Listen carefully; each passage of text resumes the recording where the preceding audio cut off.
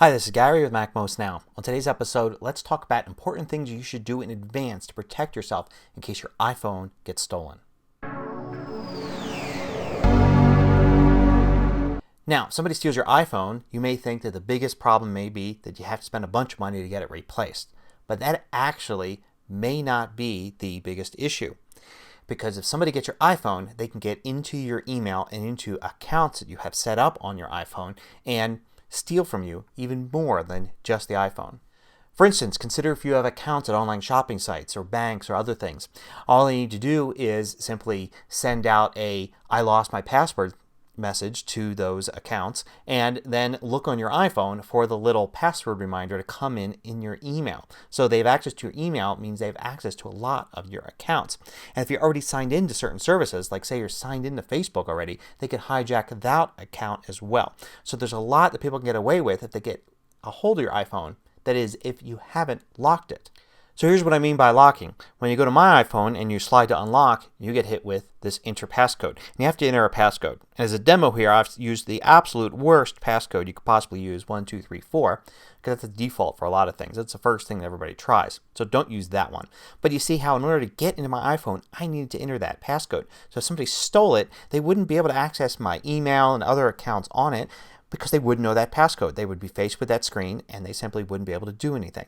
So here's how you set that up. You go into settings, and in settings under general you go down to passcode lock and you turn that on, and it's going to ask you for your current passcode because I have one set up already, and here I can turn it on, turn it off, and change the passcode. I can also set when to require the passcode immediately is what you should probably have it set on. So as soon as you put your you set it to sleep, it will no longer work unless you enter that passcode in. You can switch from simple passcode to a complex one, and a complex one actually gives you the full keyboard here.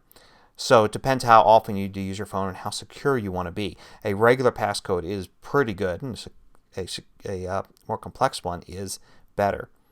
And also you can determine exactly what is accessed when it's locked. For instance, I have it set that I can still get to Siri, so I can have it change apps while I'm driving for safety there. But you can turn that off and passbook and reply to a text message off when the phone is locked for maximum security. And the bottom part there is very important too. You can turn it on, the erase data portion there, to have it so that if somebody enters a passcode 10 times and they're wrong, it'll erase the entire phone. This is pretty extreme, and it's not something you want to use if you commonly have, say, kids in the house that will grab your phone and start tapping out numbers. You could very easily erase your phone. Of course, if you have a backup regularly of your phone, then it won't be as big of an issue, but something you should consider for maximum security.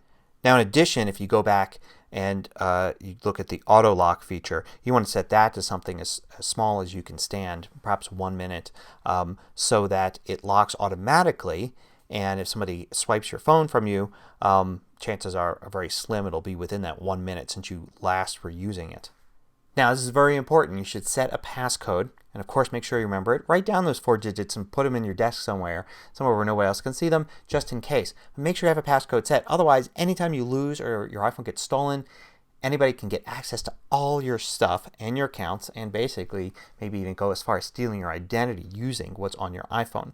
So say you have that set and your phone is stolen. Now you don't want to just let it sit there. Of course, you report the theft and you start steps to get a replacement. But you also want to make sure that that phone is completely deactivated. Well, you can remotely wipe the phone if you've set it up in advance.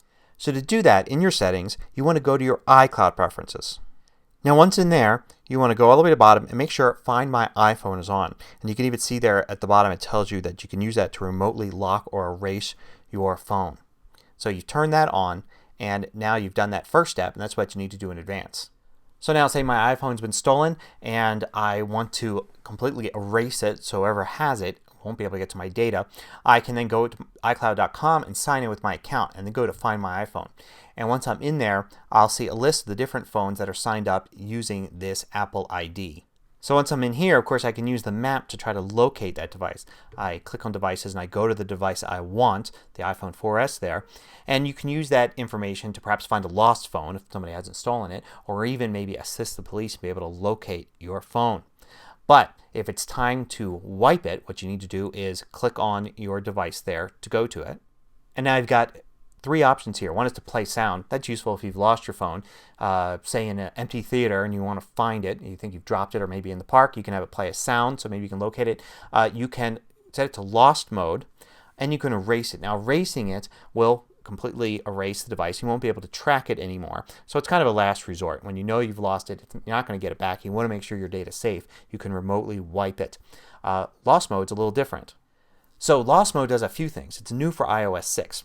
First, it allows you to set a passcode remotely. So if you don't have one set already, well, it may already be too late. They may already have access to all your stuff. But if not, it at least allows you to set one now. Second thing it does is it starts to keep track of its location. So when you log on to Find My iPhone online, you can see a history of where it's been. That could help assist the police. It could also be useful if, say, your kid accidentally took your phone to school. You can kind of get an idea of what happened. And the third thing it allows you to do is set a screen that shows your phone number on the screen when they try to unlock the phone. So if an honest person has found your phone and they have no way of knowing who it belongs to, suddenly they'll get a clue and you might be able to get it back. So there you go. There's two things you need to do. One is to set a passcode and make sure you have that passcode set for your iPhone. It seems like an inconvenience, but you get used to it really fast, and it's much more secure than not having one. And the second thing you need to do is make sure you turn on Find My iPhone and test it out with your phone. And once you have that on, you'll have many more options available to you should your phone get lost or stolen. Hope you found this useful. Till next time, this is Gary with MacMost Now.